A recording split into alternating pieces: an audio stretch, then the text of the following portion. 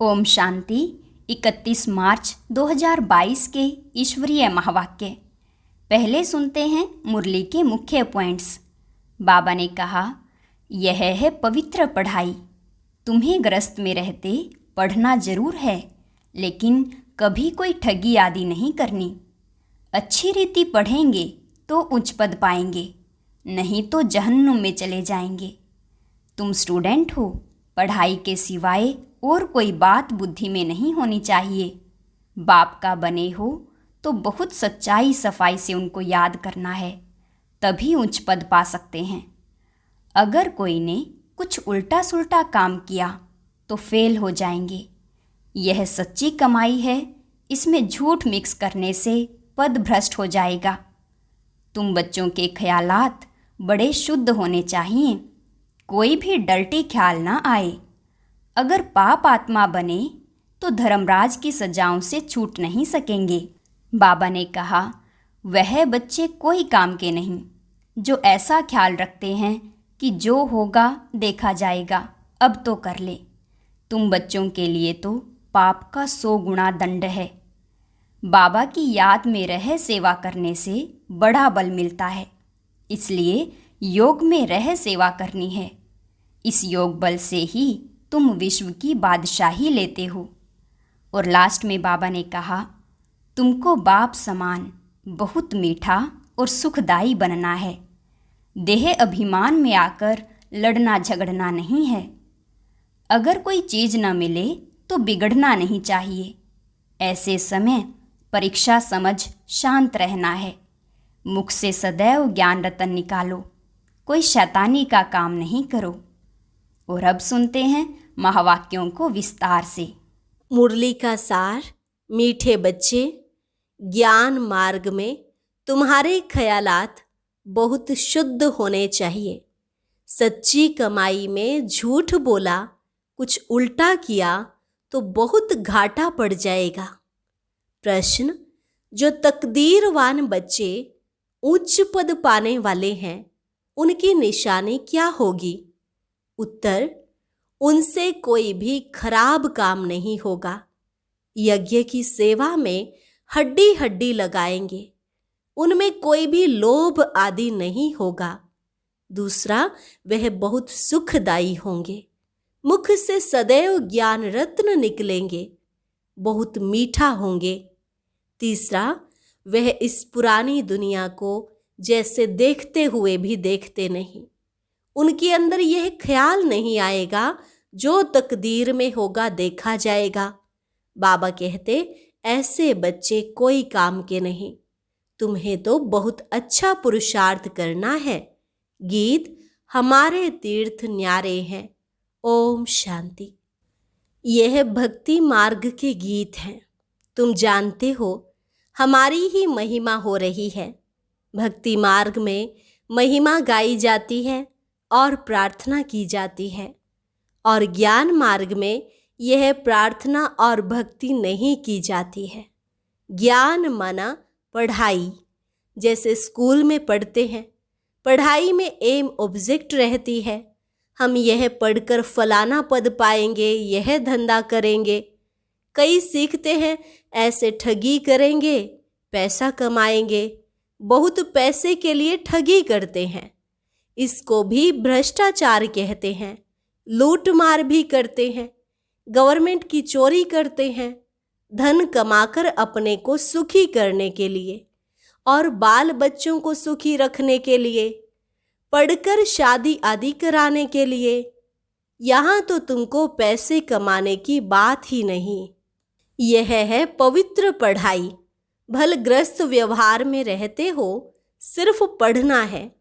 कई कहते हैं हमें तनख्वाह कम मिलती है, इसलिए ठगी करनी पड़ती है, क्या करें? परंतु इस ज्ञान मार्ग में तो ऐसे कोई ख्यालात नहीं होने चाहिए, नहीं तो दुर्गति हो पड़ती है। यहाँ तो बहुत सच्चाई सफाई से बाप को याद करना पड़े, तब ही पद पा सकते हैं। स्टूडेंट को पढ़ाई के सिवाय और कोई बात बुद्धि में नहीं रहनी चाहिए, नहीं तो हम भविष्य उच्च पद कैसे पाएंगे? अगर उल्टा सुल्टा काम कर लिया तो फेल हो जाएंगे। सच्ची कमाई में फिर कुछ झूठ आदि बोलने से व ऐसा कोई काम करने से पद भ्रष्ट हो जाएगा, बहुत घाटा पड़ जाता है। यहाँ तो तुम आए हो भविष्य पदमपति बनने के लिए, तो यहाँ कोई भी डर्टी ख्यालात नहीं आने चाहिए। कोई चोरी आदि करते हैं तो केस चलता है, उसमें भी कोई छूट भी जाए, परंतु यहाँ तो धर्मराज से कोई छूट न सके। पाप आत्मा को तो बहुत सजा खानी पड़ती है, ऐसा कोई नहीं होगा जिसको सजा ना खानी पड़ती हो। माया गिराती रहती है, थप्पड़ मारती रहती है, अंदर गंदे ख्यालात चलते हैं।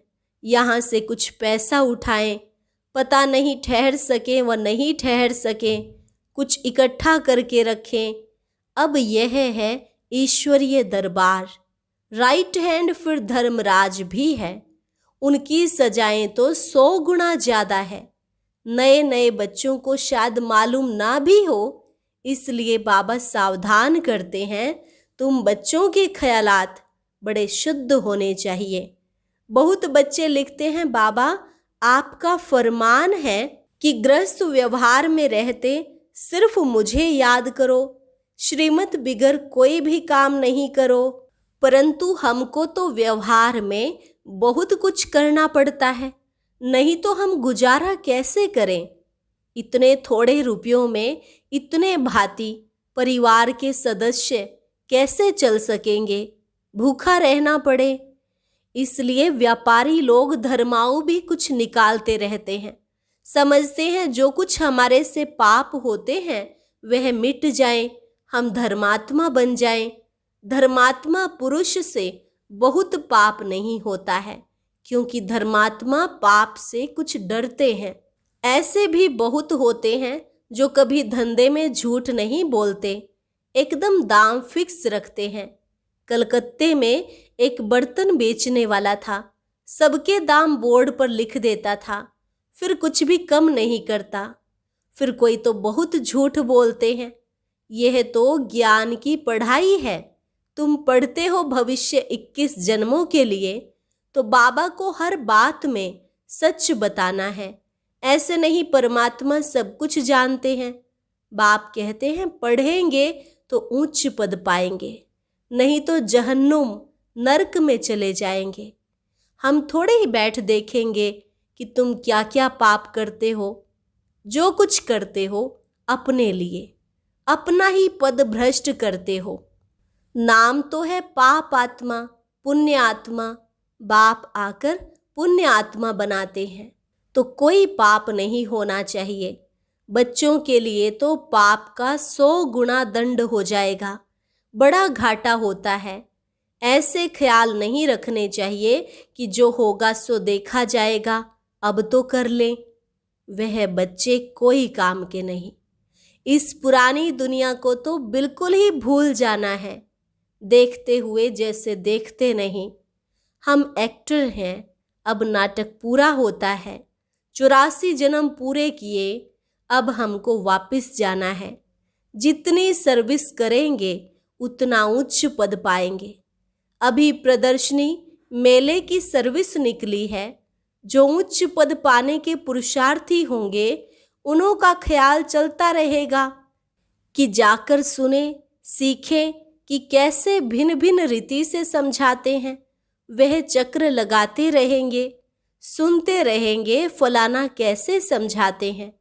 ऐसे सुनते सुनते बुद्धि का ताला खुल जाएगा। बहुत लिखते हैं प्रदर्शनी से हमारी बुद्धि का ताला खुल गया है, बाबा ने बहुत मदद दी है। बाबा ऐसे बहुत मदद देते हैं, परंतु किनको पता नहीं पड़ता है। समझते हैं हमने बहुत अच्छा समझाया। कोई सच्चे बच्चे समझते हैं कि यह सारी मदद बाबा की है। प्रदर्शनी की सर्विस से बहुत उन्नति हो सकती है। तुम ज्ञान सागर के बच्चे हो। बाबा की याद में रहने से ही बड़ा बल मिलता है। योग बल से ही तुम विश्व की बादशाही लेते हो। बस सिर्फ यही याद रहे कि हमको बाबा से वर्षा लेना है और श्रीमत पर चलना है। बस श्रीमत पर चलने में ही कमाई है। बाकी इस दुनिया में तो कोई काम की चीज नहीं है, सब खत्म होना है। तुम ज्ञान सितारे हो, इस भारत को स्वर्ग बना रहे हो और स्वर्गवासी बनने के लायक तो तुमको यहाँ ही बनना है और स्वर्गवासी बनने के लायक तो तुमको यहाँ ही बनना है। यज्ञ के पिछाड़ी तो हड्डी हड्डी चूर कर देनी चाहिए। उनको फिर और कोई लोभ नहीं रहेगा। जिनकी तकदीर में नहीं है उनसे फिर खराब काम होते रहेंगे। यहाँ तो तुमको सुखदाई बनना है। बाप कहते हैं मैं सुखदाई बनाने आया हूँ, तुम भी सुखदाई बनो। उनके मुख से सदैव ज्ञान रत्न निकलेंगे, शैतानी की कोई बात नहीं निकलेगी। झूठ बोलने से तो कुछ ना बोलना अच्छा है। बहुत मीठा बनना है, माँ बाप का शो करना है। बाबा के लिए ही लिखा है सतगुरु का निंदक ठोर न पाए। जरा भी कड़वापन अवगुण आदि नहीं होना चाहिए। बहुत हैं जिनको थोड़ी चीज नहीं मिलती है तो एकदम बिगड़ पड़ते हैं, परंतु बच्चों को परीक्षा समझ शांति में रहना चाहिए। आगे बड़े बड़े ऋषि मुनि कहते थे हम ईश्वर को नहीं जानते। अब अगर यह लोग सन्यासी आदि ऐसे कहें तो कोई इनको माने ही नहीं। समझेंगे जो खुद ही ईश्वर को नहीं जानते वह हमको रास्ता क्या बताएंगे। आजकल एक दो के गुरु बहुत बन गए हैं। हिंदू नारी का पति भी गुरु है, ईश्वर है। गुरु तो सद्गति देंगे या पतित बनाएंगे। अब तुम जानते हो जो भी सब सजनियां हैं उनका गुरु अथवा साजन है एक। मात पिता बाप दादा सब कुछ वही है। यह लोग फिर पति के लिए यह अक्षर कह देते हैं। अब यहाँ तो वह बात नहीं है। यहाँ तो तुम आत्माओं को परम पिता परमात्मा पढ़ाते हैं। आत्मा इतनी छोटी है जिसमें 84 जन्मों का पार्ट नूंधा हुआ है। परमात्मा भी छोटा स्टार है, उनमें भी सारा पार्ट नूंधा हुआ है। मनुष्य समझते हैं परमात्मा सर्वशक्तिमान है, सब कुछ कर सकता है। परम पिता परमात्मा कहते हैं ऐसी कोई बात नहीं है। ड्रामानुसार मेरा भी पार्ट है। बाबा समझाते हैं तुम सब आत्माएं आपस में भाई भाई हो। आत्मा अपने भाई के शरीर का खून कैसे करेगी। हम सब आत्माओं को बाप से वर्षा लेना है, मेल हो चाहे फीमेल। यह भी देह अभिमान छोड़ना है। शिव बाबा कितना मीठा है, तो हम भी शिव बाबा के बच्चे हैं, भाई भाई हैं। तो हमको कभी भी आपस में लड़ना झगड़ना नहीं चाहिए। देही अभिमानी रहें तो कभी भी लड़े नहीं। बाबा क्या कहेंगे, बाप इतना मीठा और बच्चे लड़ते रहते हैं। इस समय मनुष्यों में आत्मा का ज्ञान भी नहीं है। हम आत्मा परमात्मा की संतान हैं, फिर लड़े क्यों। मनुष्य तो सिर्फ कहने मात्र कह देते हैं, तुम तो प्रैक्टिकल में हो। बाप कहते हैं देह अभिमान को छोड़ो, हम आत्मा हैं, अब वापस जाना है। यही तात लगी रहे, पूरा पुरुषार्थ करना चाहिए। बाप जैसा मीठा और लवली जरूर बनना है, तब बाप कहेंगे सपूत बच्चा है, कितना लवली हो गया है। बाप कितना निरहंकारी है। कहते हैं मैं तुम्हारा बाप टीचर गुरु सब कुछ हूँ।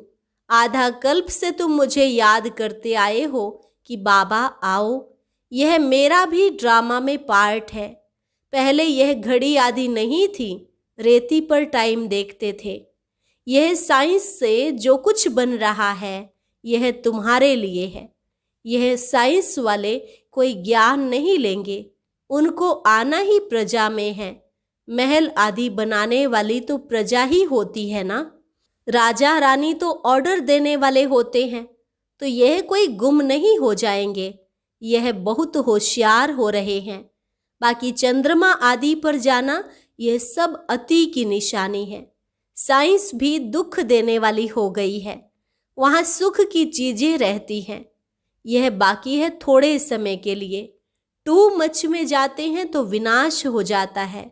बाकी सुख तो तुम भोगेंगे। मम्मा बाबा कहते हो तो फॉलो करना चाहिए। तुम्हारे मुख से सदैव रत्न निकलने चाहिए। कहते हैं पत्थरों ने गीत गाया। पहले तुम पत्थर बुद्धि थे, बाबा ने आकर तुमको पत्थर बुद्धि से पारस बुद्धि बनाया है। अभी तुम गीता का गीत गा रहे हो, बाकी वह पत्थर गीत नहीं गाएंगे। गीता को ही गीत कहा जाता है। तुम अभी परमपिता परमात्मा की बायोग्राफी को जानते हो। वो लोग तो कुछ भी अर्थ नहीं समझते हैं, रत्नों के बदले पत्थर ही मारते हैं। अब तुम्हारी बुद्धि में रत्न है नंबरवार। कोई के मुख से तो हीरे मोती निकलते हैं, इसलिए ही तुम्हारे नाम पड़े हैं नीलम परी, सब्ज परी। तुम पत्थरों से रत्न अथवा पारस बन रहे हो। अब तुम्हारा काम है जो भी आवे उनको समझाना। तो तुम्हारा परम पिता परमात्मा के साथ क्या संबंध है? जब तक इस बात का एक्यूरेट जवाब नहीं लिख कर दें, तब तक बाबा को मिलना ही फालतू है। पहले बाप को जाने तब समझें कि बीके किसकी पोत्रियां हैं। बड़ी ऊंची मंजिल है। 21 जन्मों की बादशाही गरीब से गरीब भी ले सकते हैं। विश्व का मालिक बनना कोई कम बात है क्या? सिर्फ श्रीमत पर चलना है। भगवान खुद कुर्बान जाते हैं बच्चों पर। 21 जन्मों की कुर्बानी करते हैं। कहते हैं विश्व के मालिक भव। जरूर बच्चों के मुख से रत्न ही निकलते हैं, तब तो भविष्य में पूजनीय देवता बनते हैं। अच्छा, मीठे मीठे सिकी लधे बच्चों प्रति माता पिता बाप दादा का याद प्यार और गुड मॉर्निंग। रूहानी बाप की रूहानी बच्चों को नमस्ते। रूहानी बच्चों की रूहानी बाप दादा को नमस्ते नमस्ते, गुड मॉर्निंग। धारणा के लिए मुख्य सार। पहली पॉइंट, मीठा बन माँ बाप का शो करना है। कड़ुआपन जरा भी है तो उसे निकाल देना है। बाप जैसा मीठा लवली जरूर बनना है। दूसरी पॉइंट, कोई भी काम श्रीमत के बिना नहीं करना है। श्रीमत में ही सच्ची कमाई है। वरदान, नॉलेजफुल बन, हर कर्म के परिणाम को जान, कर्म करने वाले मास्टर त्रिकालदर्शी भव। नॉलेजफुल बन, हर कर्म के परिणाम को जान, कर्म करने वाले मास्टर त्रिकालदर्शी भव। त्रिकालदर्शी बच्चे हर कर्म के परिणाम को जानकर फिर कर्म करते हैं। वे कभी ऐसे नहीं कहते कि होना तो नहीं चाहिए था लेकिन हो गया, बोलना नहीं चाहिए था लेकिन बोल लिया। इससे सिद्ध है कि कर्म के परिणाम को ना जान भोलेपन में कर्म कर लेते हो। भोला बनना अच्छा है, लेकिन दिल से भोले बनो। बातों में और कर्म में भोले नहीं बनो। उसमें त्रिकालदर्शी बनकर हर बात सुनो और बोलो, तब कहेंगे सेंट अर्थात महान आत्मा। स्लोगन, एक दो को कॉपी करने के बजाय बाप को कॉपी करो तो श्रेष्ठ आत्मा बन जाएंगे। एक दो को कॉपी करने के बजाय बाप को कॉपी करो तो श्रेष्ठ आत्मा बन जाएंगे। अच्छा, और अब सुनते हैं आज का अव्यक्त ज्ञान मोती। ये एक बहुत संस्कारितापूर्ण वीडियो है, जरूर देखें, कोई भी मिस ना करे।